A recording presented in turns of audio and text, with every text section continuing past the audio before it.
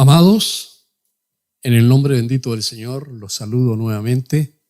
Por la gracia de Dios, estamos nuevamente en el templo y estamos nuevamente con la palabra del Señor, con la Biblia abierta para poder escudriñar en la Escritura lo que el Señor tiene para su iglesia. Sin duda, Cristo merece el primer lugar y esto es tan enfático cuando el apóstol Pablo lo hace presente a la iglesia en Colosas que, como hemos visto ya en mensajes anteriores, él destaca a la figura de Jesucristo como preeminente en todas las cosas. De hecho, en el libro de Colosenses es uno de los libros que más destaca lo que Cristo es. En el pasaje que acabamos de leer, a lo menos 7 veces se dice qué cosa es Él en relación a Dios, en relación a la creación, en relación a la iglesia, en relación al universo total, en relación a sí mismo, pero algunas de esas cosas ya las hemos visto y hoy día vamos a poner el énfasis en lo que es Él en relación a la iglesia y comienza diciendo que Él es la cabeza. El apóstol Pablo compara la unidad de los creyentes a la iglesia en varios pasajes, no solamente en Colosenses, en varios pasajes compara al cuerpo de creyentes, al grupo de creyentes como un cuerpo, lo hace en forma de analogía. El cuerpo, usted sabe, está compuesto por muchos miembros que, según el apóstol Pablo, se ayudan mutuamente y colaboran entre sí, mientras la cabeza es quien dirige todo. Tenemos solo un Señor, eso lo sabemos, Cristo. Cristo es nuestra cabeza. Nada debe competir con Cristo, ni siquiera debiéramos pensar en algo que se salga de la sujeción que debe tener a Cristo. El lugar de preeminencia de Cristo es evidente en la creación, en cuanto a Dios, en cuanto a todas las cosas. Ahora en su iglesia, hermano, nuestras vidas personales tienen que estar sujetas a la cabeza. Hasta aquí Pablo ha usado esta analogía, cabeza y cuerpo, para tratar temas como la unidad, como acabamos de ver, la comunión entre los creyentes, también sobre la responsabilidad de unos para con otros, que debemos sobrellevar los unos la carga de los otros, o sobre la diversidad que nos caracteriza como creyentes. Y él en ciertos pasajes nos habla diciendo que no todo es ojo, no todo es mano, hay diferencias, siendo un mismo cuerpo, hay diferencias en la anatomía. Eso es lo que el apóstol Pablo nos habla en cuanto a esta figura que él usa abundantemente de comparación. Él nos compara con una planta, con un árbol, nos compara con un edificio que se edifica y ahora nos está comparando con un cuerpo. Ahora, usted sabe que el cuerpo actúa como un todo armonioso y en perfecto funcionamiento. Eso es lo que se espera de la iglesia. Pero para poder hacerlo, tiene que seguir lo que son las instrucciones o la dirección de la cabeza, la parte más importante, en este caso, de un cuerpo. Ahora bien, la supremacía de Cristo, hermano, está resaltada en este pasaje. Lo hemos visto no solamente sobre el mundo material, porque Él lo creó, sino también sobre el mundo espiritual, ya lo hemos visto. Para la iglesia no hay mayor autoridad, no hay mayor preeminencia que la de Jesucristo. Esto implica que necesariamente la voluntad de los suyos, la voluntad de la iglesia, tiene que estar sujeta a Cristo en todo momento. No hay lapsus, no podemos. Él llegó a decir, separado de mí, nada podéis hacer. Y hermanos queridos, es lo que vamos a ver en el día de hoy. Para poder entender esto, debemos ver los hechos de Cristo, las actividades de Cristo. ¿Qué cosa es Cristo? Comienza diciendo el pasaje que vamos a ver ahora desde el 18 en adelante. Y Él, Colosenses 1:18, dice, y Él es la cabeza del cuerpo que es la iglesia. No dice Él debiera ser la cabeza. Él no dice la palabra, considérenlo como la cabeza. Hace una declaración fuerte. Es la cabeza del cuerpo. El cuerpo de la iglesia, la cabeza es Cristo. Me gusta ese Él. Ese Él es enfático. Él, el mismo que. El mismo que es la imagen del Dios invisible. El mismo que es el creador, el sustentador. El mismo que es el primogénito de entre los muertos. El mismo. Este es el mismo. Él, no otro. Este Cristo. Porque hay uno solo, hermano. Este Cristo. No los ángeles. Como enseñaban los maestros del culto a los ángeles allá en Colosas, muy espirituales ellos. No el poder de eones o emanaciones espirituales que vienen de parte de Dios, que en realidad son cosas imaginarias. Según decían los gnósticos, no es esto, es Él es Él, Cristo. Él es la imagen y Él es ahora la cabeza de la iglesia. Ninguna otra cosa puede ocupar el lugar de Él. Ahora, para contemplar los hechos de Cristo, no nos olvidemos lo primero. Cristo reina y tiene poder sobre toda la creación, pero ahora estamos hablando de la iglesia. Cristo reina sobre la iglesia. ¿Qué significa que reina? Significa que hay un reino y significa que hay un rey. Nosotros muchas veces como creyentes cantamos al rey. Oh, el rey ya viene. Nosotros vemos en la palabra que cuando nació Jesús, se nos dice que ha nacido un rey. De hecho, pronto en septiembre nosotros recordamos el nacimiento de Jesús. El nacimiento de Jesús es en la misma época que se celebraba en Israel Rosh Hashanah, que es el año nuevo judío, el año civil. ¿Por qué el año civil? Porque se recordaba el nacimiento del rey. Qué curioso que coincida el nacimiento real de Cristo, la fecha real del nacimiento de Cristo, con esta fiesta judía tan especial del nacimiento del rey y el comienzo entonces del año civil, porque el año religioso comienza en el mes de Aviv. Este otro es en septiembre para nosotros. Y hermano, para que lo entendamos, cuando nosotros, el mismo libro de Colosenses que acabamos de ver, en el capítulo 1, en el mensaje anterior, en el versículo 13, no sé si lo recuerda, él dice, el cual nos ha librado de la potestad de las tinieblas y trasladado al reino de su amado Hijo. ¿A quién liberó de la potestad de las tinieblas y trasladó al reino de su Hijo? A la iglesia. En el reino de su Hijo, el rey es Cristo. Y los súbditos son la iglesia. Así que uno de los títulos de Jesús es, uno de los hechos de Jesús es que Él reina. Él es el rey de la iglesia y será el rey de toda la creación porque lo es por derecho propio, pero llegará un momento en que todos los enemigos serán vencidos y Él será el rey. Sobre todo los que hoy día no lo reconocen, no reconocen su reinado, su señorío, su soberanía. La iglesia es su cuerpo, es lo que está diciendo aquí. Él es el rey, es lo que está más arriba. Él es la cabeza del cuerpo. Recordamos la analogía que está haciendo Pablo. Y la cabeza, hermano, que yo sepa, la cabeza necesita, o la iglesia necesita la cabeza. Es interesante que la cabeza también va a necesitar al cuerpo, pero el cuerpo necesita la cabeza. Es interesante para mí. La más grande de los cambios en las formas de poder que el hombre se ha dado se realizó en la Revolución Francesa. En la Revolución Francesa hubo una rebelión contra la autoridad y se abogó por la igualdad, la libertad, etcétera, etcétera. Y uno de los símbolos, y no es casual para mí, uno de los símbolos de la Revolución Francesa fue la guillotina. ¿Recuerdan la guillotina?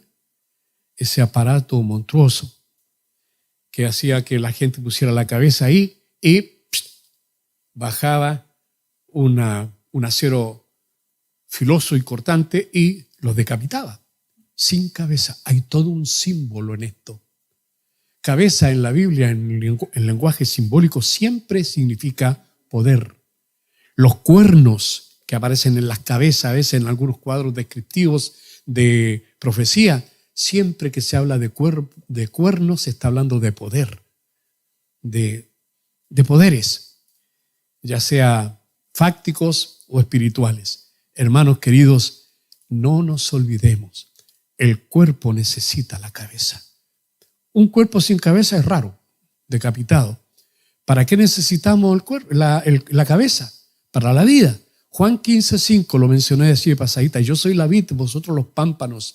El que permanece en mí y yo en él, este lleva mucho fruto, porque separados de mí nada podéis hacer. Así como cuando caía la guillotina y estaba el cuerpo allá y quedaba el cuerpo aquí y la cabeza estaba en un canasto, porque ahí ponían un canasto para todo esto, una cuestión muy cruel, pero así era, hermano, es todo un símbolo.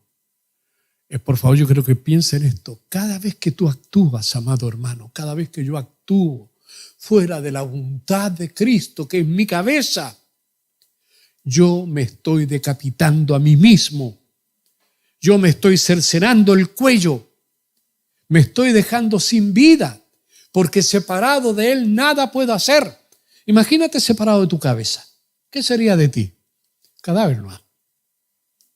Hermano, en lo espiritual es así. Por eso el símbolo, la analogía de Pablo es fuerte. Por eso tanto hablar de la cabeza, que Cristo es la cabeza. Y ojo que en el día de hoy hay toda una rebelión contra el tema de cabeza, porque como ya le dije, cabeza significa autoridad y poder. El cuerpo necesita la cabeza para la unidad.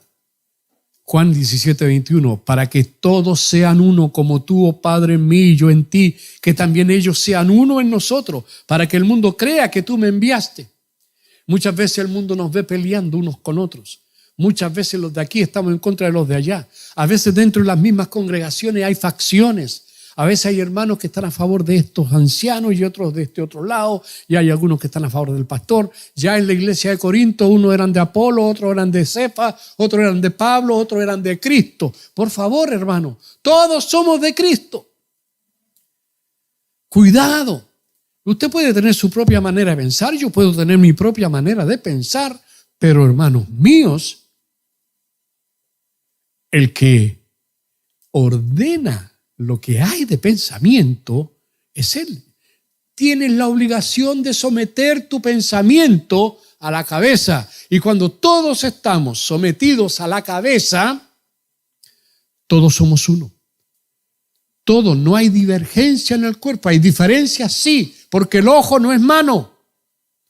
Hay diferencias y diferencias notorias. Hermanos, las células de la piel no son lo mismo que las células óseas. Hay diferencia. Un tejido blando como el hígado no es igual a otro tejido que es blando pero más musculoso y casi cartilaginoso, diría yo cartilaginoso, la palabra que me salió ahí, bueno, como el corazón, por ejemplo. Es diferente, pero todos son el cuerpo. Así que, hermano, usted y yo tenemos derecho y es bueno que seamos diferentes, pero hay un solo cuerpo y una sola cabeza. Y cuando todo actúa coordinadamente, todo anda bien. A mí se me enfermaron los riñones. Eso afecta a todo mi cuerpo. Afectó el corazón, afecta los pulmones. Casi me cuesta la vida. Hermanos, y todavía estamos en riesgo. Cada uno de nosotros, una parte que se enferma, todos estamos enfermos. Yo no digo, tengo los riñones enfermos, tengo el pulmón enfermo, tengo el corazón enfermo. Yo digo, yo estoy enfermo, porque hay una unidad. Hermanos, eso es la unidad del cuerpo de Cristo.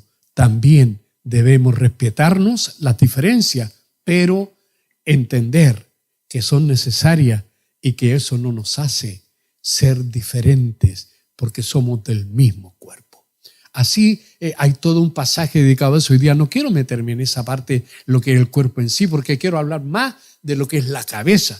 Solamente ahora estoy diciendo esto para que entendamos la necesidad que tenemos nosotros como cuerpo, como iglesia, de la cabeza de Cristo. Además, para control, para dirección. Un cuerpo sin cabeza. Yo he escuchado a veces a personas que vienen a consejería y que conversan conmigo y me dicen, ay, pastor, yo no sé dónde tenía mi cabeza para hacer esa tontera que hice. Exactamente, pues, hermano. ¿Dónde andaría la cabeza? Miren qué cabeza loca. Había una canción cuando yo era niñito que alguien cantaba por ahí, miren qué cabeza loca. Hermanos, a veces hacemos locura. Cuando estamos sujetos a la cabeza, hermano, hay control. ¿Se escucha o no? Hay control. Hay dirección. Porque la cabeza está a cargo. Pero cuando nos rebelamos y cada uno quiere hacer lo que quiere, las cosas no están bien. ¿Qué dice Efesios 5:24? Así que como la iglesia está sujeta a Cristo, ¿cómo debe estar la iglesia? Sujeta a Cristo. Así también las casadas lo estén a sus maridos en todo. A algunos no les gusta mucho eso, pero es así. Entonces, hermano, Cristo es la cabeza. Y el cuerpo debe toda la dirección, toda su salud, todo su bienestar se lo debe a la cabeza. Ahora, además, por el otro lado, Cristo, que es la cabeza, también necesita al cuerpo.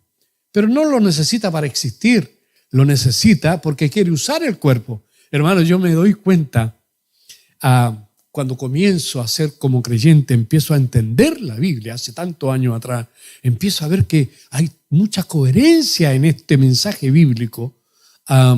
Empiezo a darme cuenta que Dios, todo lo que hizo, todo lo que Él creó, Él quiere usarlo. Usa las plantas para darnos oxígeno.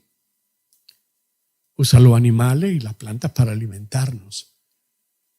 Usó animalitos para alimentar a un profeta. Usó hasta un burro para amonestar a otro. ¿Cómo no me va a usar a mí de vez en cuando, digo yo?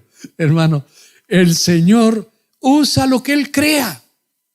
Usó un pez para que entregara un par de monedas para pagar los impuestos. Oye, si el Señor es increíble, usa lo que Él creó. Nada está porque está. Así que, hermano, atento, Dios quiere usarte. Se acabó. ¿Está claro? Dios quiere usar su cuerpo. Cristo, que es la cabeza, quiere usarnos a todos nosotros. Hermanos queridos, el cuerpo recibe dirección de la cabeza, obedece sus instrucciones, pero la iglesia no manda, sino que recibe y obedece los mandamientos de la cabeza. Ahora Cristo, sigamos viendo esto como representante en la tierra, nos quiere usar como sus representantes. Y mira cómo lo usa en forma poética este apóstol Pablo, a mí me encanta. 2 Corintios capítulo 5, versículo 20. No lo busque porque yo lo voy a citar de inmediato, lo tengo aquí escrito, dice: así que somos embajadores en nombre de Cristo, como si Dios rogase por medio de nosotros, o rogamos en nombre de Cristo, reconciliaos con Dios. Lo ha leído, ¿cierto?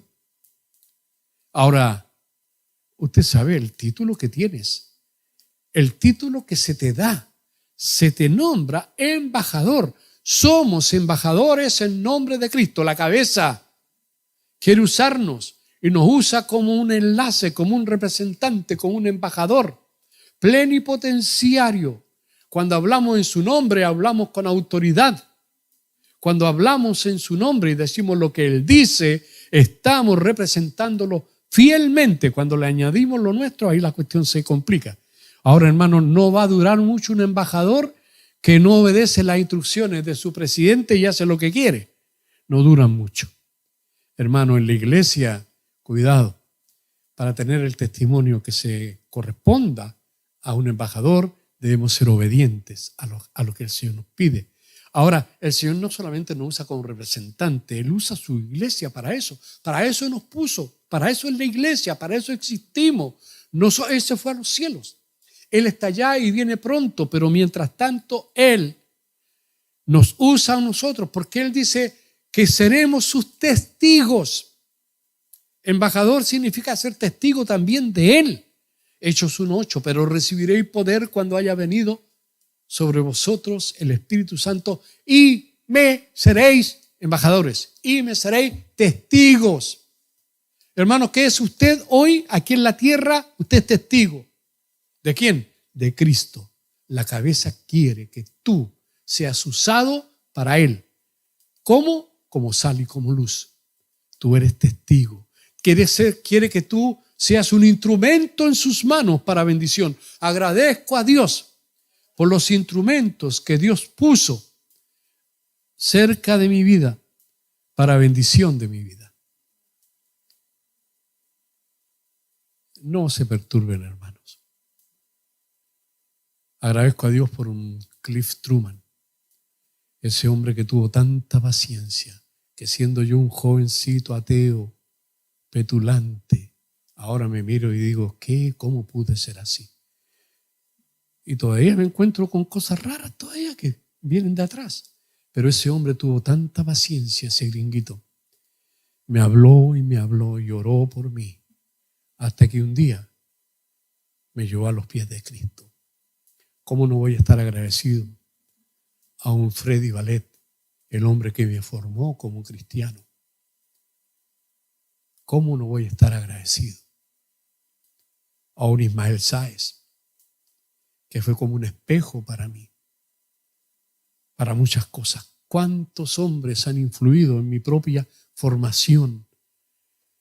¿Y esos hombres de dónde venían? Eran testigos de Cristo. Tú mismo estás siendo usado, quieras o no quieras, como testigo. Por eso donde tú estás, o eres olor malo o eres olor grato, fragante, olor a Cristo. Dios quiere que lo seamos. Dios quiere que seamos instrumentos. ¿Recuerdan Mateo 28, 18? Cuando el Señor Jesús dice, y se acercó, bueno, así dice la Biblia, y Jesús se acercó y les habló diciendo, ¿toda potestad me dada en el cielo y en la tierra? De inmediato, después que dijo eso, como lo he repetido en otros pasajes también, por tanto, es decir, porque yo estoy en la autoridad, porque yo tengo este dominio, porque yo tengo este poder, yo les pido, vayan y hagan discípulos a todas las naciones, bautizándoles en el nombre del Padre y del Hijo y del Espíritu Santo, enseñándoles que guarden todas las cosas que os he mandado. Y aquí yo estoy con vosotros todos los días hasta el fin del mundo. Amén.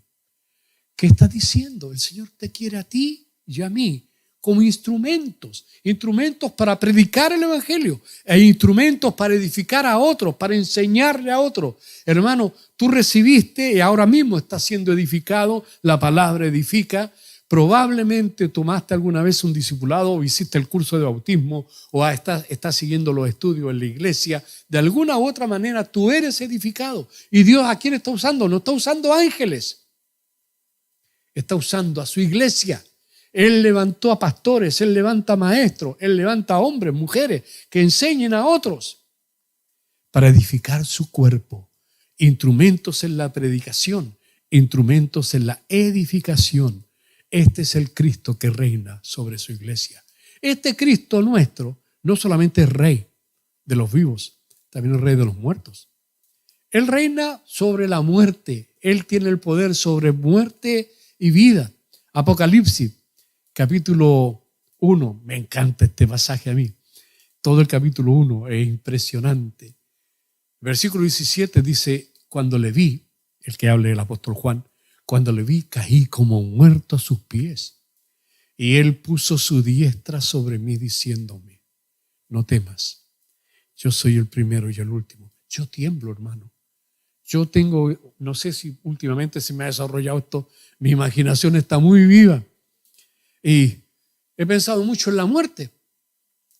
Y en lo que me viene después.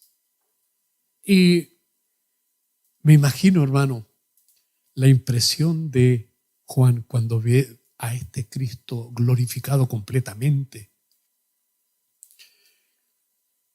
Lo vi y caí como muerto a sus pies. Esto me impresiona. Y él puso su diestra sobre mí. Fue un contacto físico. Algo completamente sobrenatural y sobrecogedor. Y su frase, no temas. Yo soy el primero y el último. Está diciendo, no tengas temor, yo soy Dios. Yo soy el primero y el último. Yo soy el alfa y la omega. Yo soy, está diciendo ahora en el versículo 18, el que vivo. Y estuve muerto, mas he aquí que vivo por los siglos de los siglos. Amén. y tengo las llaves, el poder de la muerte y del Hades. Tengo las llaves de la muerte y del Hades. ¿Quién es este? Jesucristo. ¿Quién es este? El único que estuvo muerto y ahora vive por los siglos de los siglos. El primero de los resucitados, porque aún en eso tiene la preeminencia. No, usted va a decir, pero es que Lázaro resucitó antes que Cristo. Sí, pero no con cuerpo glorificado, hermano. Jesús resucitó con cuerpo glorificado. Es primicias de los que durmieron fue hecho, para que en todo tenga preeminencia. Se levantó. Cristo tiene poder sobre la muerte. Se levantó. Dice Juan, recuerda este pasaje de Juan 10, versículos 17 y 18. Porque por eso me ama el Padre, dice el Señor. Por eso me ama el Padre, porque yo pongo mi vida para volverla a tomar. Nadie me la quita, sino que yo de mí mismo la pongo. Que sigue diciendo, tengo poder para ponerla y tengo poder para volverla a tomar. Este mandamiento recibí de mi Padre. ¿Quién está hablando? El único que tiene poder para poner la vida y para volverla a tomar. El único que tiene poder para que aunque estemos muertos, vivamos. Lo dijo él con todas sus letras. El que cree en mí, aunque esté muerto, dígalo más fuerte para que se escuche aquí. Vivirá, aunque esté muerto. Y hermano, todos vamos a pasar por la muerte si es que el Señor no viene cuando estemos vivos. Pero hermano, aún ahí hay vida, porque Él es el Señor, Él reina sobre la vida, sobre la muerte, sobre la iglesia y reinará sobre toda la humanidad. Él, el que se levantó a sí mismo, tiene poder para levantar a los muertos. Tiene poder. ¿Usted lo cree?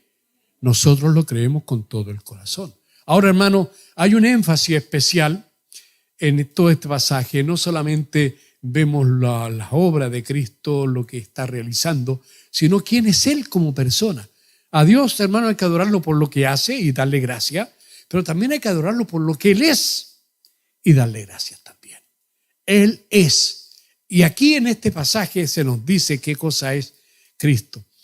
Él es el principio, el primogénito de los muertos. A lo menos 7 expresiones en cuanto a quién es Él. Usted puede verlo en este pasaje que acabamos de leer desde el 15 al 20. Ahora no lo haga porque yo quiero que sigamos el hilo de esta predicación. Él es el principio, el primogénito de entre los muertos, para que en todo tenga la preeminencia. Él es preeminente en todo. ¿Y cómo comenzó diciendo? El que es el principio. Esto significa que Él es eterno. Tiene prioridad en el tiempo. Existía antes que existiera el tiempo.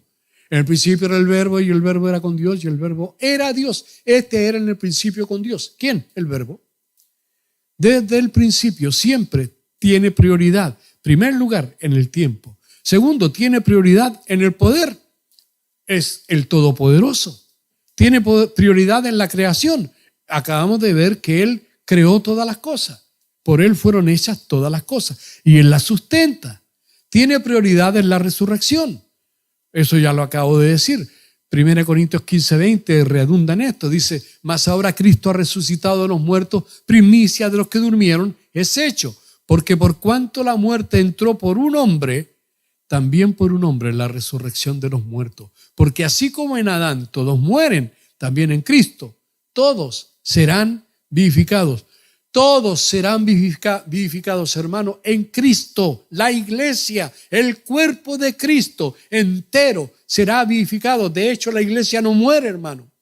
Porque ahora mismo en teología se nos dice que ¿qué es la iglesia? La iglesia está compuesta de todos aquellos que en algún momento han reconocido que Cristo es su Señor y su Salvador. Todo aquel que tiene el Espíritu de Cristo es de Él. Y la iglesia no muere. La iglesia es eterna porque el que le da el nacimiento es eterno. Así que la iglesia tiene la naturaleza del Padre porque la iglesia tiene la naturaleza del Hijo. Es como un contrasentido, pero es bonito y es verdad.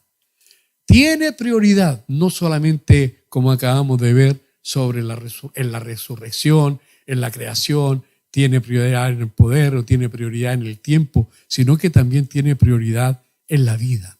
Romanos 14:8. Hermano, prioridad. Cristo para ti es prioridad en tu propia vida. Mira lo que dice Romanos 14:8. Pues si vivimos, para el Señor vivimos. Y si morimos, para el Señor morimos. Así pues, sea que vivamos o que muramos, del Señor somos. Porque Cristo para esto murió y resucitó y volvió a vivir, para ser Señor así de los muertos como de los que viven.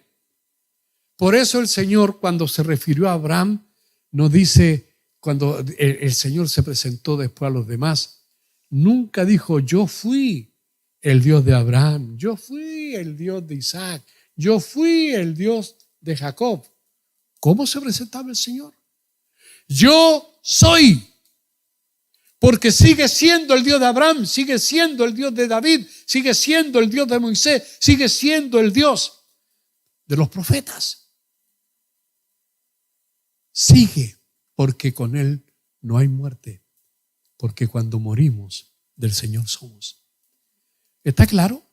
Espero que sí, hermano, porque cada día que pasa nos estamos dando cuenta que somos frágiles.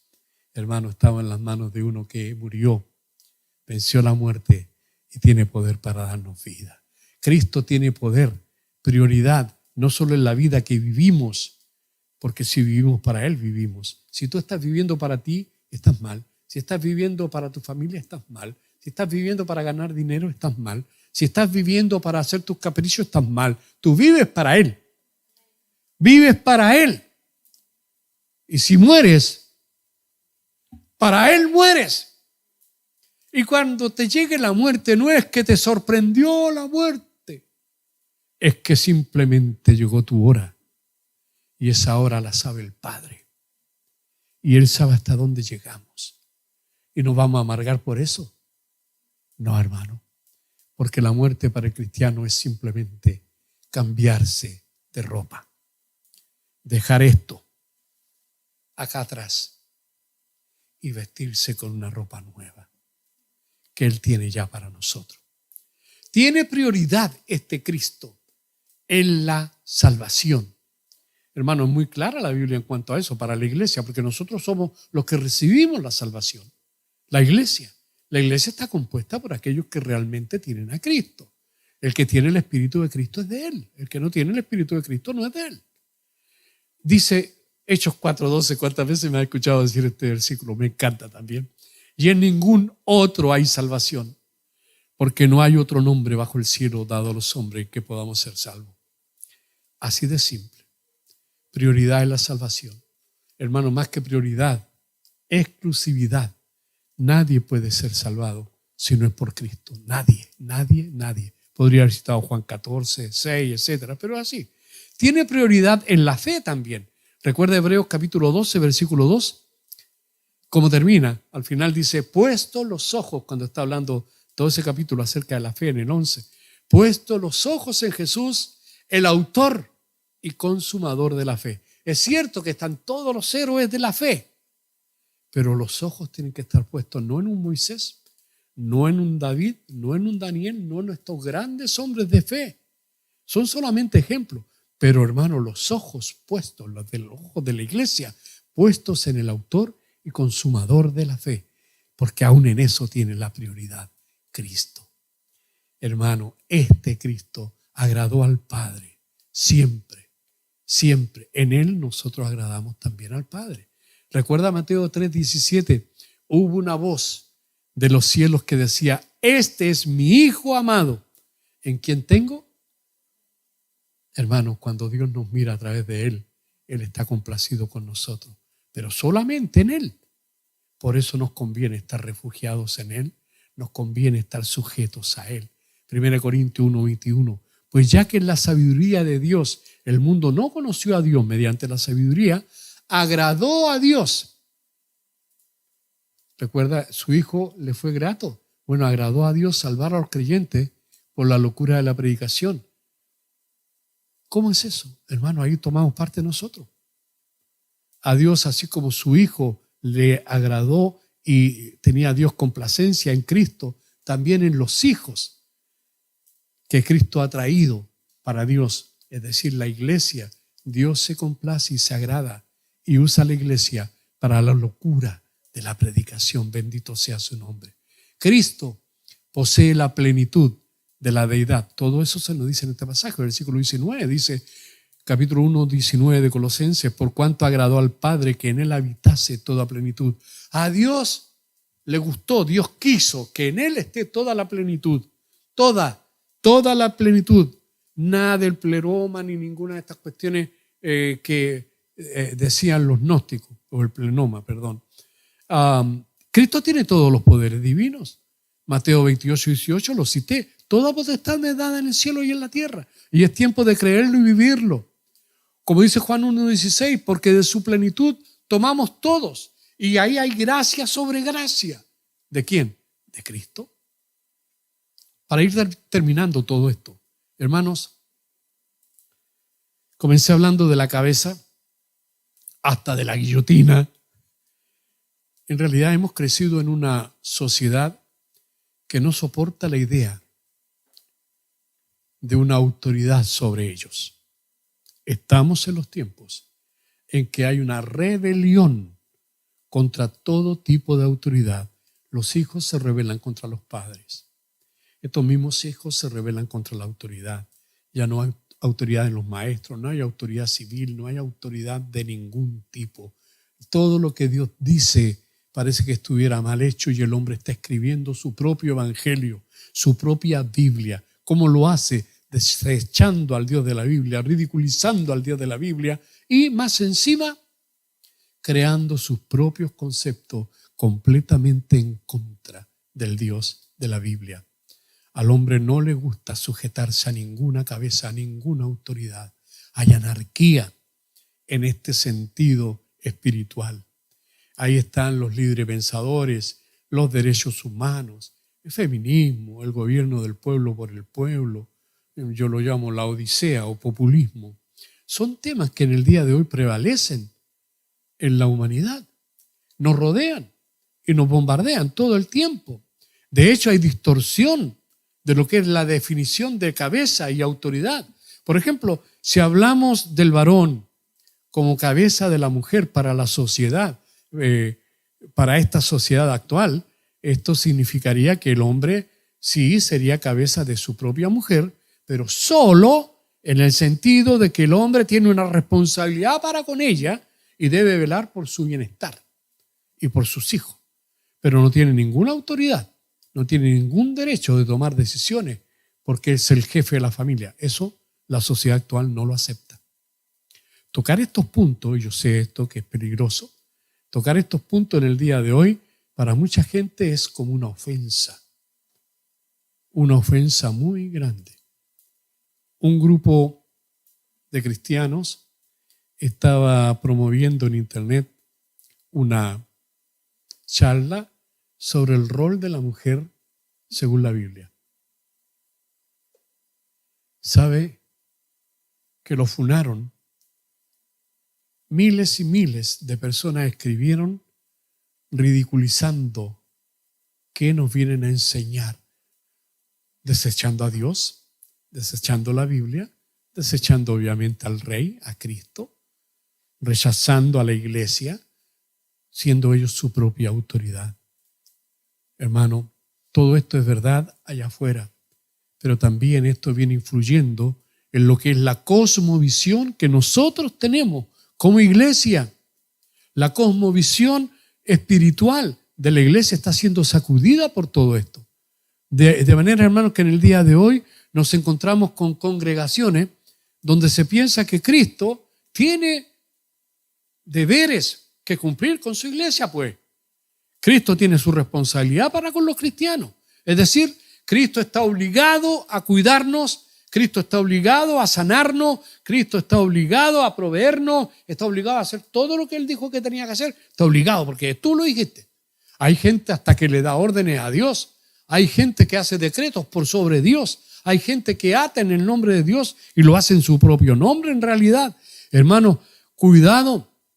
Los creyentes, dicen ellos, Cristo tiene obligaciones con nosotros, pero no siempre y no tenemos por qué nosotros mantenernos sujetos a Él. Él nos dio libertad, en Cristo somos libres, así que hagamos lo que queramos. Señores, no es así. No es así. La iglesia tiene que estar sujeta a la cabeza, aunque el mundo no se sujete a Dios, aunque la gente quiera hacer lo que quiere, nosotros no podemos guillotinar nuestra cabeza. No podemos vivir sin nuestra cabeza, no podemos vivir. Iglesia, es la cabeza la que te da vida, porque en Él está la vida. Y no esperes que Él cumpla contigo. Tú debes cumplir con Él. Y tu primera obligación es reconocerlo como la autoridad máxima. Cristo es nuestra cabeza, no es el pastor. Hay gente que idolatran a sus pastores. Ay, mi obispo, ay, mi pastor, ay. Hermanos, es importante la autoridad religiosa, es importante la autoridad civil. Imagínate cuán importante es la autoridad total. Toda potestad me es dada en el cielo y en la tierra, lo dijo mi Cristo. Sujétate a Él, hermano. Solo Cristo, no tú mismo. El Señor dice esto, pero yo pienso esto otro. Aquí la Biblia dice esto, pero yo no pienso hacerle caso, yo hago lo que yo quiero. No te estás sujetando a la cabeza. Cristo debe ser Señor en la congregación de los santos. Mi pregunta ¿es verdaderamente Cristo el Señor de tu vida? ¿Es el Señor de tu hogar? ¿Es el Señor de tus actos? Quiero terminar con esta frase un poco negativa, pero para quedar pensando. En Lucas capítulo 6, versículo 48, el Señor dice: ¿por qué me llamáis Señor, Señor, y no hacéis lo que yo digo? ¿Cuántos de ustedes reconocen a Cristo como su cabeza? ¿Es así? ¿Y por qué no le obedecemos? ¿Por qué no le servimos? ¿Por qué no nos sujetamos? Hermanos míos, me llamáis Señor, Señor, y no hacéis lo que yo os digo. Amados, si es así, si ha sido así, pide perdón. Él está dispuesto a perdonar. Y proponte en tu corazón no guiarte por tus sentimientos, no guiarte por tu inteligencia, no guiarte por lo que quieras hacer tu voluntad, sino que someterse a su sabiduría, a su inteligencia, a sus sentimientos, a su voluntad. Si es así, Cristo será la cabeza de tu vida, de tu iglesia, de tu familia, y serás testigo fiel para gloria de su nombre. Cristo, la cabeza, quiere usar su iglesia. ¿Estás sujeto? Si es así, que Dios te bendiga. ¿No lo estás? Renuncia a todo lo que está amarrándote y sujétate, porque el Señor tiene grandes cosas para su iglesia todavía. Vamos a orar. Amado Padre, en el nombre de Jesús, adoramos tu nombre. Nos gozamos en ti. Nos refugiamos en ti. Nos sometemos a ti. Señor, tenemos luchas, cada uno de nosotros, cuando vienen nuestros propios pensamientos y luchan contra tus pensamientos, cuando viene nuestra voluntad y lucha contra tu voluntad, cuando vienen nuestros sentimientos y los queremos anteponer a tu palabra. Dios santo, enséñanos a renunciar, así como Cristo renunció a todo. Que tu iglesia renuncie a sí misma y viva para ti. Porque si vivimos, para Él vivimos. Y si morimos, para Él morimos.